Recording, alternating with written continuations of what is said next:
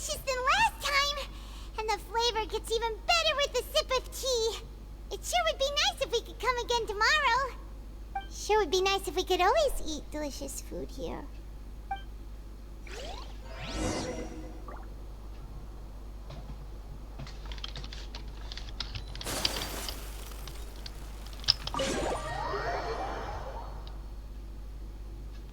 Oh, we're near the Steambird office.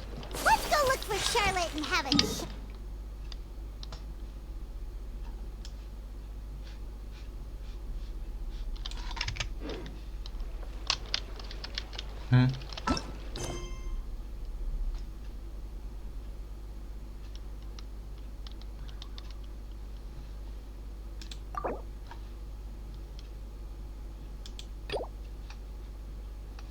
What?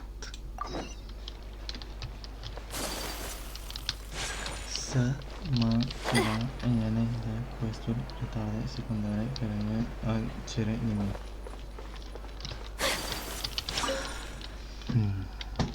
If it isn't the Traveler and Paimon! Have you seen the article I wrote about you? Ha! You've got some nerve! You just used us to make some quick mora! Oh, you needn't worry about that. I heard that you were in Poisson some time back, so I sent you a letter to discuss just that. It appears you didn't receive it, though. It's all right, though. I've set aside the amount intended for you. I've even set the table with some food. Really? Oh, you're the best! You're almost a little too easy to win over, Paimon. If I were a journalist with ulterior motives, you'd be in trouble now, you know. Oh, Paimon knows you're not like that. Still, what brings you here all of a sudden? Were you looking for me? A friend of ours met you a while back, and when she mentioned it, we thought of coming to see you. Her name's Mona. Ah, so you know Miss Mona as well. She's a guest columnist for our paper. Really good one, too. She's so young and already such a brilliant astrologist. So she mentioned me? What did she say? She said that you're a real daredevil of a journalist. Nice. In which case, can this daredevil journalist dare to request an exclusive interview with the legendary Traveler and Paimon? Huh? So your article in the paper today doesn't count? Oh, of course it doesn't. That was more like live photography. What I'd like to do is dive deeper and ask you to talk about the things you've seen and experienced. Yeah, are we even qualified enough? Why not? If I say you're worth an interview, then you're worth it. But not right now, of course. I'll need a few days to prepare. Oh, in that case, we'll just chat when you have the time then? Oh, so that's a yes? Ooh, splendid! I'll tell the editor-in-chief immediately. I'll have to apply for lighting, a venue, some props, and... Whew, so much to get done now. Talk to you later. Wait, Charlotte, Paimon's still got a question for you. And what's that? If, just for example, Fontain were to be flooded tomorrow, what would you do today? Huh. That's the prophecy you're talking about, isn't it? I mean, I do hear about it often, but I've never once thought that the day could be tomorrow. If you're seriously asking, then I might try and think of a way to leave Fontaine. Oh, but I'm still a journalist first and foremost. That means I have a duty to be reporting from the scene. And secondly, I wouldn't forsake my homeland that easily. From what I've seen, most people don't know what they'd do should the worst come to pass. In truth, it might be better just to behave like normal rather than worry over such an end.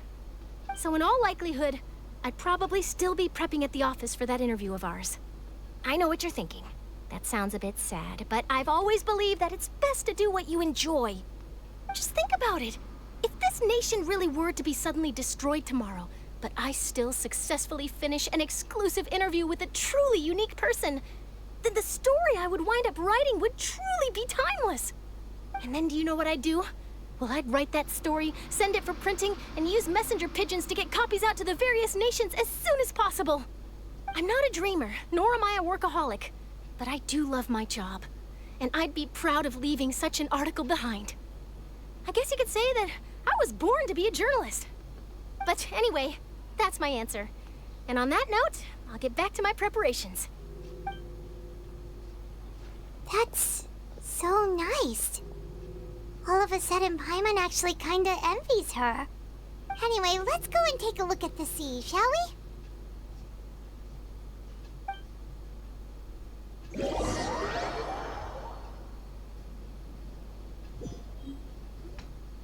The sea breeze and scenery can be a pretty soothing combo, huh?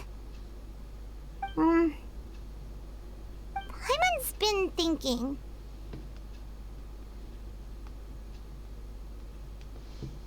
If it wasn't Fontain, but all of Tevat that would be destroyed tomorrow, where would we go and what would we do? No, Paimon should ask, if you could choose, what would you like to do?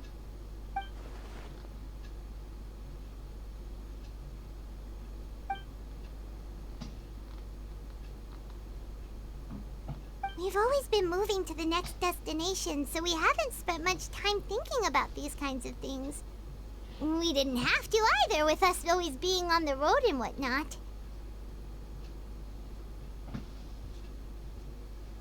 You mean, still traveling?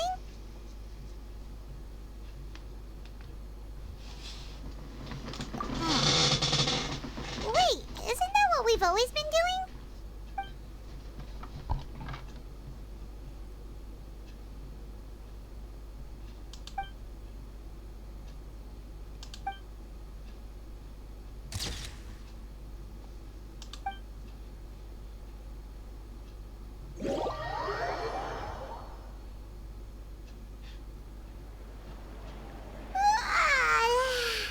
Feels like you'll grow mold if you stay here long enough. But it's still better than the Fortress of Meropide, that's for sure. It's not only damp there, but salty too. Ah, so the two of you are still here. Wonderful. Oh, you're from the Palais Mermonia, aren't you? Yes, I'm Isadora. Monsieur Nervillet sent me to look for you two before. I heard that afterward you went to the Fortress of Meropide. Not at all. I'm well aware that you're friends of his. Actually, I'm here to pass along a message from him. Yes, inside the Opera House. The Maréchaussée Phantom has declared the incident a small-scale riot. A riot? Well, that said, I don't personally think it was that serious. Lady Farina was watching a performance at the Opera House, and while she was resting during an intermission, some other audience members suddenly started harassing her, loudly accusing her of doing nothing about the prophecy crisis. And before she could respond, others started to join in. The crowd continued to grow, and protests against the Hydro Archon started to break out.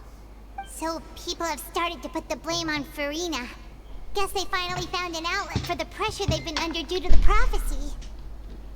I agree. People will naturally rely on gods, as is customary. But the moment people feel threatened, gods are also the first to be blamed. So what happened after that? Is Farina okay? Seeing that the situation was spiraling out of control and that further argument was pointless, she claimed that she'd gotten tired of this and left in a hurry. The Maréchaussée Phantom had their hands full maintaining order and did not catch where Lady Farina had gone. Only when things had stabilized did we realize that she had gone missing. So, you mean she's still missing? That's right. The Maréchaussée has dispatched many people to search for her, but we don't have any leads yet. That said, I don't think there's much to worry about. She is a god after all. Even if she were to fall into the hands of rioters, what could ordinary people do to her?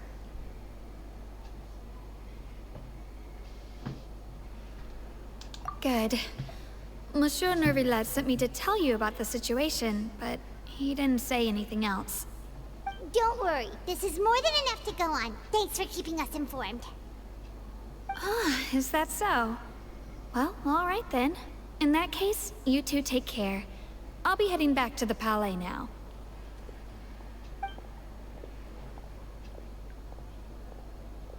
Well, sounds like we should hurry over to Poisson then.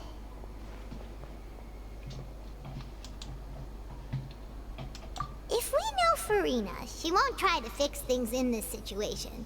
Instead, she'll look for a place to wait out the heat. And, as we also know, she may be loud and dramatic, but she doesn't have a heart of stone. When Nervalette was talking to her in the Palais Mermonia, and she heard about Poisson, she couldn't hide her sadness and remorse. It would be hard for her to ignore being accused by the public today. Paimon thinks Farina's probably taken the opportunity to slip away to Poisson and try to relieve the sense of guilt that she's feeling. Huh.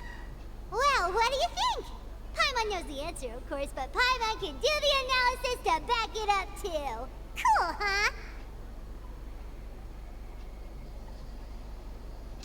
In that case, there's not a moment to lose. Poisson, here we come!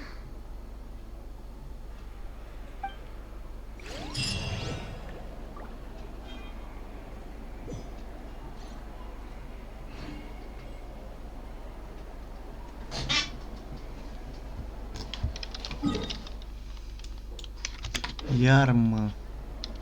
So this is Țar jocul tău să-ți fie... Ba nu înțeleg, what? day.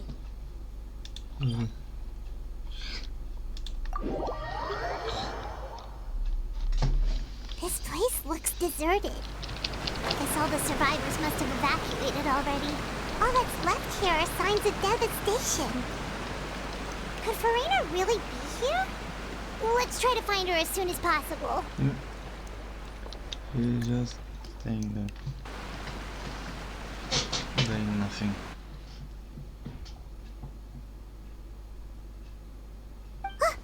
That's Farina, right over there. She really is here all on her own.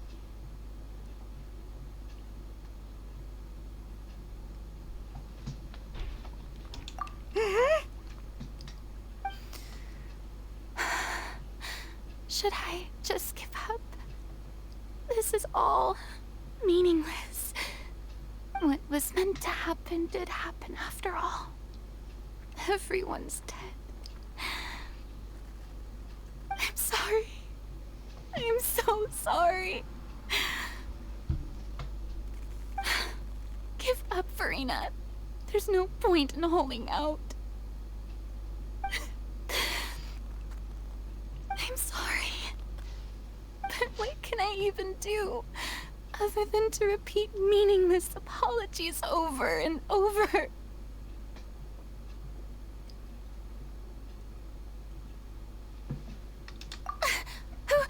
Who's that? Don't worry, Farina, it's just us.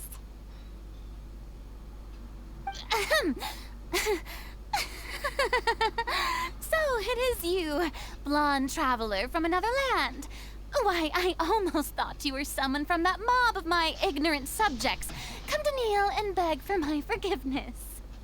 Farina, you were crying just now, weren't you? The tear stains on your face are obvious. What do you mean, tear stains? Oh, I remember. The show at the Opera House earlier this morning was so moving. I'm still trying to process it. Who did that uncivilized rabble think they were, disturbing my enjoyment of the arts? They even dare to tout their Archon. I must teach them a lesson. I can just imagine their twisted and frustrated faces once they realize that I'm nowhere to be found. Oh, and I'm sure Nouvellette and those people from the Marsh Sauce Phantom are freaking out right next to them, too.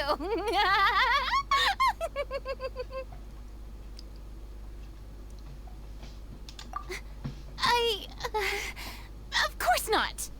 Hey, there she is! The Hydro Archon's over there! Quick, after her! Farina, those people seem to be after you. They are? They're just some some rabid fans who want to cut the line because they haven't been able to meet me in person, aren't they? That's against the rules. I can't let them get their way. Farina just ran off! Quick, we have to catch up with her!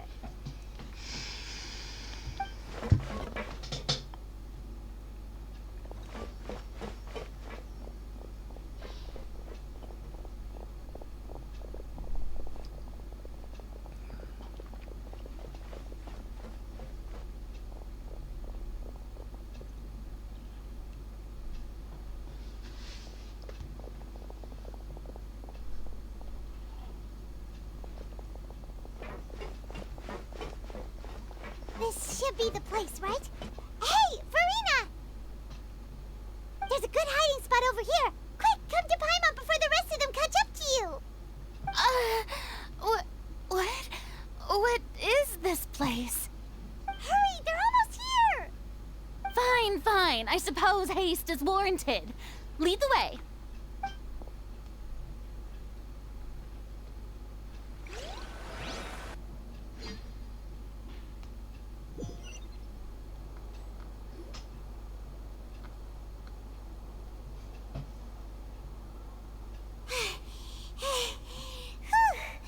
Paimon's exhausted.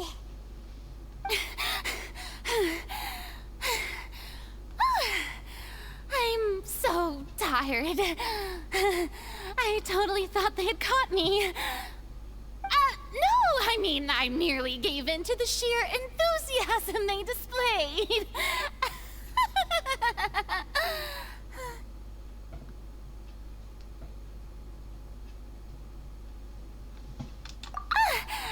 You're right. Yep, that's a good girl.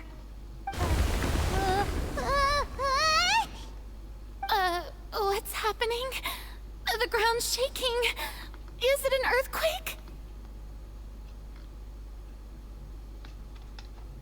Yeah, a quake of this kind preceded the flooding in Poisson, didn't it? It can't be. It's happening again. Well, there's no need to worry too much about that.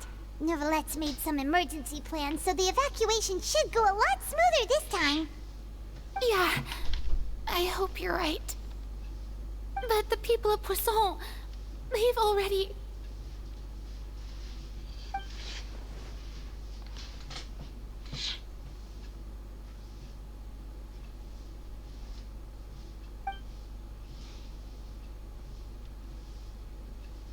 It's true. I've been investigating the prophecy for hundreds of years. I once had informants all over Tevat, searching for clues and feeding information back to me. I've tried all kinds of ways, too, to hold back the sea. Anything to keep the coastline from advancing. But all my efforts proved to be futile in the end. Really, the truth has been clear to me for a very long time. We cannot make an enemy of the divine. No matter what we do, the will of the heavenly principles will have its way, and the prophecy shall be fulfilled.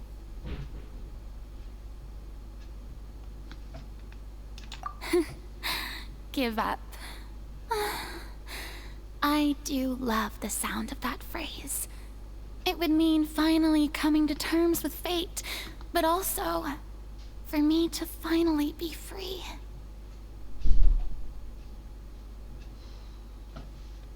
Indeed, I've thought about giving up so many times, especially after we almost lost Poisson. Fate is really unreasonable, isn't it? It has no heart and obeys no rules. The prophecy has only just started to come true, and so many people have already lost their lives. But just now, it all became clear to me. I still don't have the right to come to terms with fate on behalf of everyone else. As long as the final moment hasn't come, it's still not too late. Don't worry. I will keep hope alive for everyone until the very end. Well,